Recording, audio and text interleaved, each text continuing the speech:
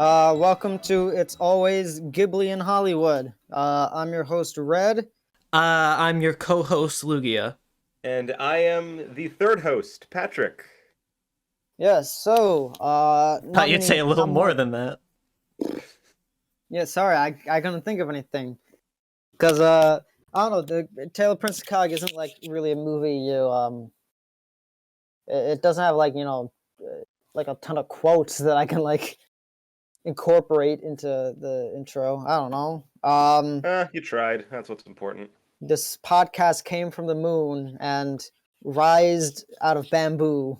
Let's just jump into news. Not a lot of news this week. Just Super Nintendo World has been announced to open in 2023 at Universal Studios Hollywood. So that's pretty cool. I took I a look can't. and it seems all Mario themed. Yes, I can't wait to slide down pipes. I wonder how influenced by the Illumination movie this is going to be. I don't know. It does say Universal Studios. Illumination is owned by Universal, if I hmm remember correctly, right? Yeah, yeah, So yeah. yeah. So who knows? Might have a lot of tie into that. So another news: Ryan Coogler, who is the director of Black Panther, Creed, and Fruitvale Station, he was recently falsely arrested. So apparently, some bank teller thought that he was trying to rob the place, and some weird confusion from that happened. So that was a weird story. Black Panther 2's production seems to be one of the most cursed productions in Hollywood in a long time. So that's something. Last bit of news is Amy Schumer is hosting the Oscars alongside Regina Hall and Wanda Sykes. I know the Oscars announced earlier that they were going to have 3 hosts this year, so I guess these are the 3 hosts. That's something, I guess. The Oscars are going to happen, I believe, at the end of the month. So in about 2 weeks, the 27th. So that's something. I don't know. You guys looking forward to that? I haven't really seen Eh. a whole lot of movies from 2021, so a lot of the stuff I'm not really going to be familiar with. Yeah. Okay, fair. Are you familiar with these comedians? I know of them. I'm not too familiar with their work though. Neither am I. Yeah, same, honestly. All right.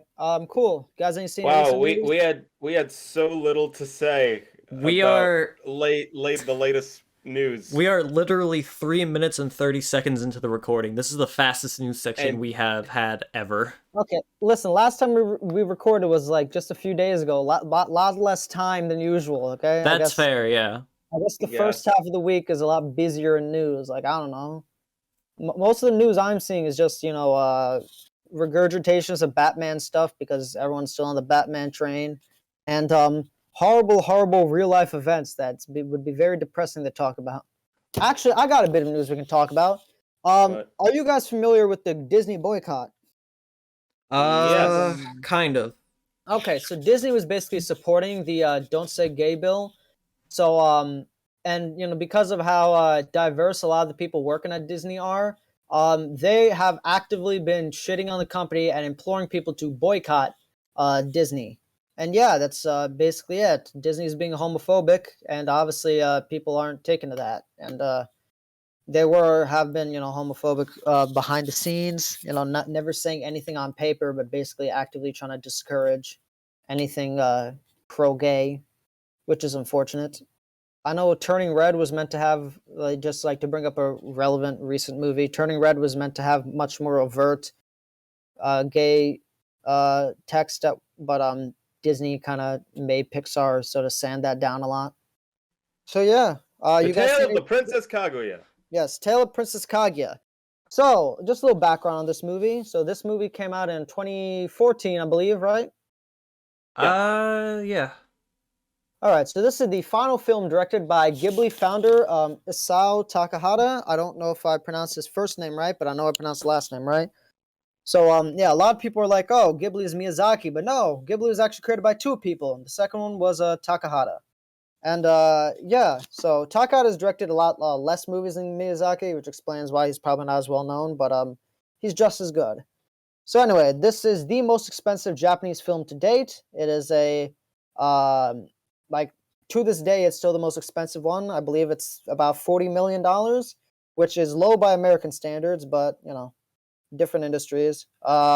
It's an adaptation of the old, fable mythological story, The Tale of the Bamboo Cutter. And sadly, actor Takechi Chi sadly passed away right before the release, and Yuji Miyake had to re-record 6 of the scenes. It has 100% of Rotten Tomatoes and is one of 3 Ghibli movies to do this. What are the other two? I believe the other 2 are actually Takahata movies as well. So let me just double check. Yeah, I believe Takahata is the only one that gets the 100%. Miyazaki somehow hasn't. It's interesting.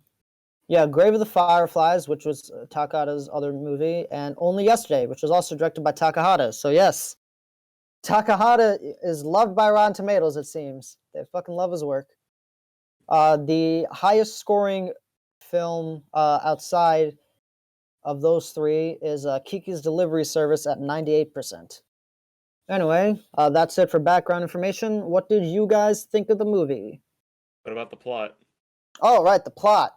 The plot, that's kind of important, isn't it? We gotta know the story before we can talk about it. I mean, we know the story, the audience probably doesn't. Yes, well, okay. So basically, a bamboo cutter finds a tiny little girl glowing inside of a bamboo shoot, and basically they decide to raise her as their own, calling her Princess, and she grows rapidly. She gets the nickname Little Bamboo, and yeah, everyone grows a close relationship to her. Then apparently they find gold, find clothes, same way they find the daughter. They take this as proof of like sort of her being divine royalty and whatnot, and she basically becomes like a wealthy, they basically become wealthy people, and she kind of struggles with this, and she kind of yearns for her old humble life, and then a big chunk of the story is about people trying to marry her off, and they kind of failing. They're all kind of scams and hucksters and whatnot, and then eventually the emperor wants to marry her, and then because of some issues that happens there, she kind of wishes that she would go home, and that meaning I guess the gods sort of interpret that as her going back to her original home, which is the moon. She eventually goes back to the moon.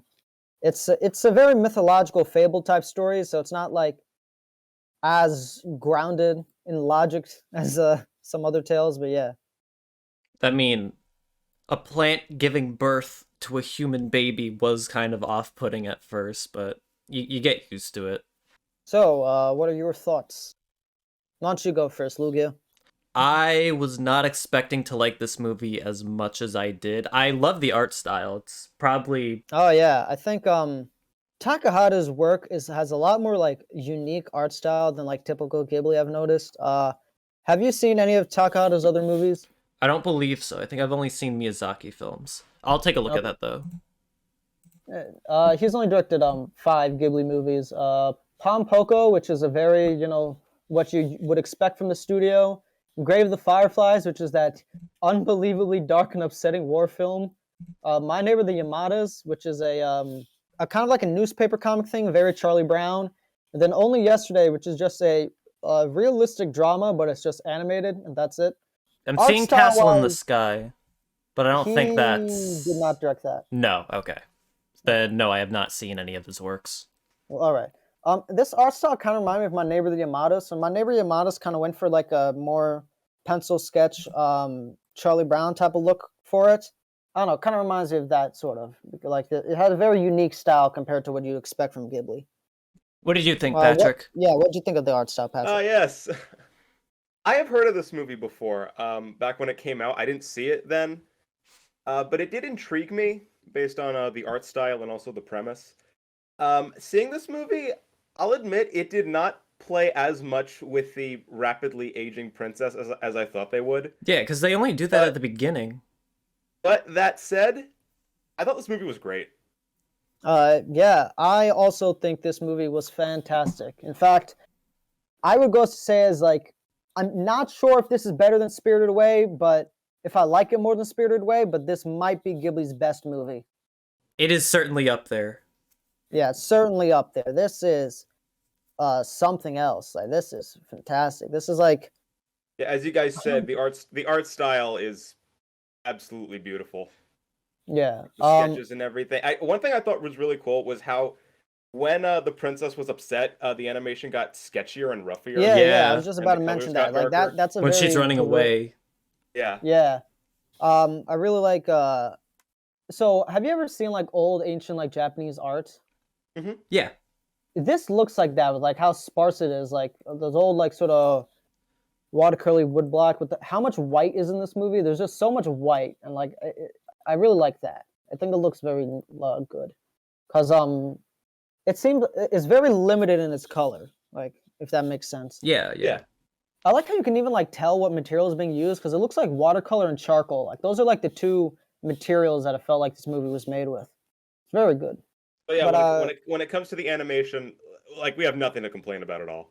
yeah, Yeah, it's just a treat to the eyes, and I feel like that's Absolutely. only secondary because the movie itself, even if you take the animation away from it, it's still fantastic. Oh, yeah, absolutely. very well paced. Like I like how we see her grow and like it feels very natural. It's like this movie is just like perfectly timed. Like it's the perfect length. It gives you exactly everything you need. It never doesn't feel like too much or too little. I don't know if it's kind of hard to explain, but yeah, very good pacing. Um, I also thought it was neat learning about how she became a princess, like that whole process. Like it's cool seeing, different cultural aspects as yeah. somebody who doesn't know much about Japanese culture. I thought this was cool. Here's the thing. The way the fable like story is, it feels like very familiar because like I also don't know much about Japanese mythology, but like I do know about like my own Hindu mythology, and the way the story is told, it feels similar to like those fables, just like different. So like if, for me specifically, it felt like oddly familiar, like completely new, which I thought was that added a bit to my experience personally. The whole opening, when she's in the village and we see the first few stages of her life, that reminded me of the Pixar short Bow. Yeah, yeah, fair enough. Mhm. I wouldn't understand the comparison. Bow Uh, is a short about uh, a mother suffering from empty nest syndrome, and one day a dumpling she's eating comes to life, and she raises it as her own child. It sounds incredibly weird explaining it, but the short makes it work. you're funny because the director of Bow also directed Turning Red, which Turning red. yeah, hell yeah. We mentioned Turning Red 3 times and none of us have seen it. Hell yeah. Yeah, but Bao is about a Chinese woman, and this is Yeah, Japanese. yeah. The different cultures, but still. Yeah. Well, you know, it's still, like I said, this reminded me of like my own Indian culture, even though it's completely different. So, yeah. This feels like one of those, like, to compare it to some movies that the audience might be familiar with, this feels like one of those more like grander, epic type of stories to it, but it also feels like very kind of small. So, like, it reminds me of something like, say, Prince of Egypt or Lion King, but also has like qualities of, like, say, Tarzan. I want And to like, say it's like a much better Timothy Green, but I can't say that because I've not seen Timothy Green. I know people it didn't like that is. one. I have seen Timothy Green. It's not great. What this movie kind of remind me of, like the first half kind of remind me of like the young parts of Tarzan when he was a kid, and the second half remind me of like Brave because of the whole marriage stuff. I That can makes see that. sense. I can see that. And it's sort of big, grand epicness kind of remind me of like Prince of Egypt and Lion King, which is why I mentioned those two, and like or Shakespeare. We're positioning this as like a grand epic, but this also feels like very like small scale and intimate at the same time because we're like very clearly focusing on like this one character and her sort of journey. So like I mean, it is called The Tale of Princess Kaguya. yeah, Hmm. this has apparently been like the movie that the man has wanted to make for his entire career, and it being his last movie is like I'm glad he was able to get this in because like he's been wanting to do this for decades. Yeah. I was like I'm glad it's nice. It's like how like Steven Spielberg, he wanted to make West Side Story his whole career, and then he finally got to do it, and it was fantastic. It's like one of his best movies ever. So at least he ended off on a very strong note. Yeah, yeah. Let's see what else. Do you What did guys have? Oh, sorry, you go. No, go on. what did you I was guys just gonna. think of the ending?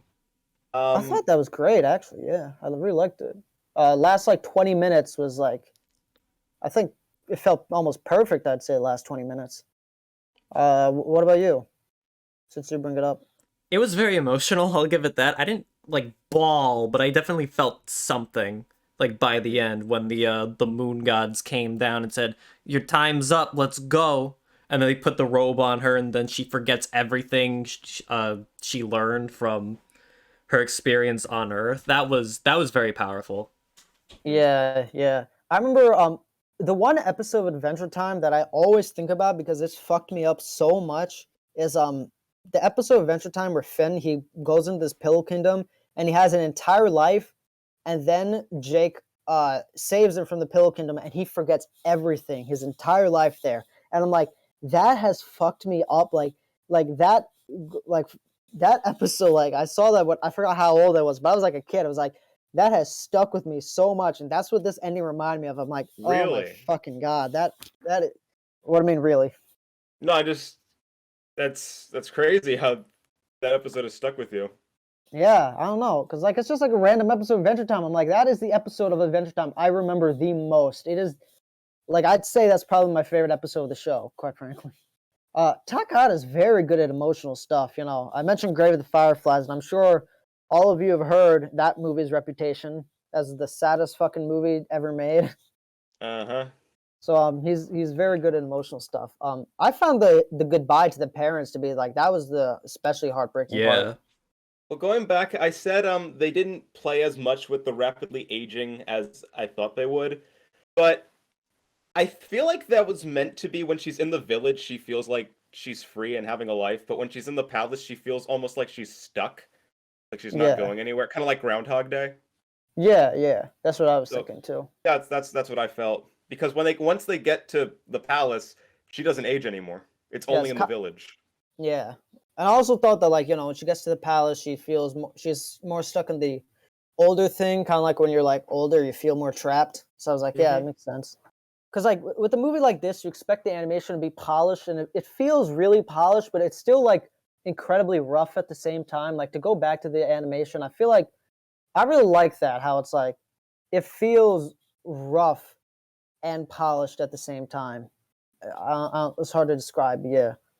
I think when you first watch the film and you're in the village segment, you're trying to adjust to how the movie looks, because as far as Yeah. I know, no other movie has looked like this before.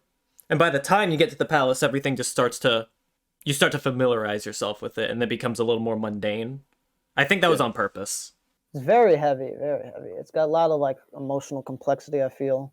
I think I I want to compared ask. it to Brave at one point. Yo, go Yeah, on, you go on. did. You said Yeah. you compared it to Brave and the opening of Tarzan. Yeah. The Brave thing in particular, I remember like thinking the first act of Brave was like really good. Like that's specifically the part that it kind of reminds me of the first act of Brave, not the weird bear stuff. But yeah. So before it turns into Mother Bear. Yeah. I wanted to ask you guys something. We've been incredibly positive this whole time. Are there any criticisms you have?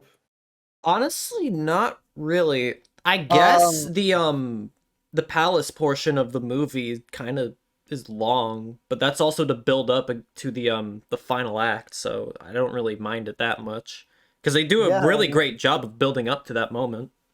yeah, I'm gonna be honest, I have no complaints. Like this might genuinely be the first perfect movie we've talked about. Yeah, but it is like 50 years in the making. Like I said, this man has been like solely planning this out his entire career. So, uh, I don't have any major complaints, but there are like two things I want to say. go One, on. I don't know if it's just me, but I feel like the moment when the princes came in felt awkward, because immediately the scene after they get a message saying, "Oh, the princes are on their way," but we saw them the scene before, like in the palace. I guess I didn't think about that. I was thinking, did you guys see it dubbed or subbed? I I saw saw it it. subbed. I saw it dubbed. Okay, so I checked out both. I found the dub to be a little bit more awkward. I recommend maybe to viewers at home to watch it subbed. That would be my recommendation. Not that the dub is bad or anything. It's just I thought the sub was like a little bit better. Well, to be fair, typically with subtitled, it's a little more accurate to the source material. Yeah, well, I mean, I had the subtitles on when I was watching a dub too, so I'm just saying like just purely on voices. Yeah, no, that's just typically how it goes with like dubbing and subbing. But yeah, But I mean, other than, I feel like the princes could have been like a scene later. That is literally like the only thing I have to say.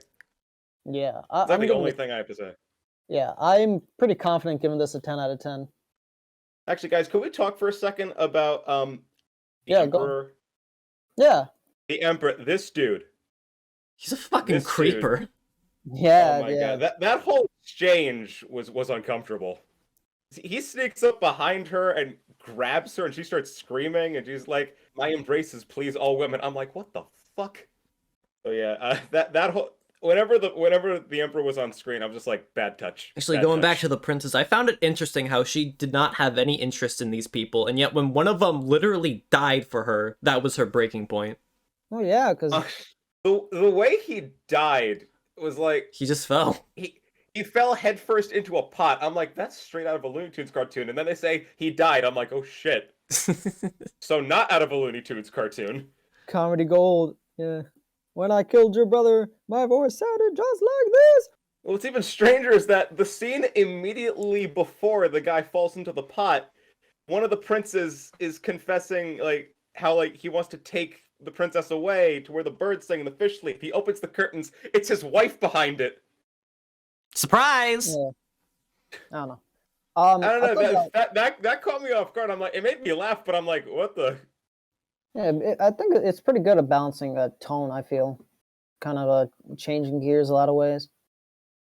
Ultimately, this movie will destroy you, but yeah, it's got some good comedic moments. I feel like Yeah, it's not a comedy by any means, and like nothing in here made me like really laugh, but like a few chuckle moments here and there. thing is like the lighthearted moments are needed to make the heavier moments Yeah, hit yeah, harder. absolutely. It's like yeah. So again, I'm giving this shit like a 10 out of 10. I think this is a damn near perfect movie. One of Ghibli's best, if not its best. Still not sure about that. But yeah, top 5 like anime movies ever. Top, I don't know, let's say 15 animated movies ever. I don't know. I would give this a 9 out of 10. I don't know if this is my favorite Ghibli film. I think I Yeah. like The Cat Returns more. I'm not entirely sure on that, though, and I still need to see Spirited Away. Yeah. We'll see. This is like time will tell. I guess Yeah. As more time passes and we got more time to digest and maybe I feel like the rewatch. more I let this movie grow in me, the more I'm going to appreciate it. Yeah. Grow because Yes. Yeah. Plant. Plant joke and princess from plant whatever. Reddit. For my thoughts, like I said, I thought this movie was great. I'm pretty much in the same boat as you guys. I can't say where it places on my Ghibli ranking because I don't have one. And I Yeah. also haven't seen many of the Ghibli. I've seen like a handful of Ghibli films, but I can't say exactly where it stands. Spirited Away still is the best one I've seen so far. Yeah. I can't say whether or not this is better than it, slightly not as good, or about equal. I'd have to watch it more, but I still thought this was Yeah, fantastic. on its own, this is fantastic. Mm-hmm. Yeah. This is one of the best movies we've talked about on the podcast, I think. Yeah, I'd say so. Yeah. Actually, one more thing I want to say. This movie made me realize, you know what I think would be a cool idea for a movie? What? Specifically, I think specifically an animated movie. This movie's art style and how it starts off with this young girl slowly growing up. I think it'd be cool to see an animated movie about the life of somebody, but as it goes on, the animation gets like more detailed. Like it Yeah. starts off like incredibly simple and sketchy, but like as they grow older and more mature, it becomes like much richer with detail. I want to say think that there is a movie that does that, but I don't there know the probably name. is. There probably is, but I think that's a great concept. Yeah, no, that is a great concept. Well, all right. I think we saw set of pieces. I already mentioned the movies I think this reminds me of, so any recommendations you guys wanna give? I said the Pixar short bow, Yeah. just because the opening reminded me of that. I guess Ponyo. Fuck it. That's fair, honestly. Okay. It's your recommendation, Lugia. What All do you right. got for us? So we're not exactly done on the anime train, I guess. Yeah, Oh, hell yeah. Fair enough. Now, this is a series that I'm pretty sure you guys are somewhat familiar with, but this series has... It means a lot to me personally growing up. So for next time, we are going to be watching Pokemon the first movie. Hell yeah. Ah, oh boy. Not exactly weeb Uh, territory, but yeah, Patrick, are you familiar with Pokemon? Like, have you seen the Um, show or played the I games? have. Here's the thing. I'm more familiar with Pokemon as a viewer. Like my brother grew up playing a lot of Pokemon, and I would watch him play Pokemon. I've seen episodes of the show, but I'm not really the guy to talk to about Pokemon. now here's If the that thing. makes any sense. Pokemon Okay. was my fucking childhood. Like it was Yeah, I the played that franchise I so much always as a leaned kid. to towards my single digits. Yeah, it's definitely like one of my favorite series ever. I watched the anime, read the manga, played the games, card games, all that stuff. I still think the manga is genuinely great. Like I think it holds up the manga. So Yeah. I would highly recommend people read that if you want to get into Pokemon. Read the manga; it functions as its own thing. Or play the games. You know. Here's the best way I can describe myself. I'm not a complete outsider, but I'm not completely in on it either. Yeah, you're not like a fan, but you're like you like it. I'm an You weren't a observer. part of Let's say the that. Pokepocalypse in the Yeah. 90s. Was it called the I was Pokepocalypse? I was a witnesser of it because again, my brother was a huge Pokemon fan Yeah. back in the day. You never played one of your brother's games? I've played a few Pokemon games here and there. Okay, cool. Played one on the Um, Game Boy and one on the Game Boy Advance and one on the DS. all right, Pokemon the first movie. I'm gonna try to check out the one that has the prologue that for some reason some versions cut out. I don't know why, but yeah. I don't have a closing, so gonna make like GameStop stock and go to the moon. Tish.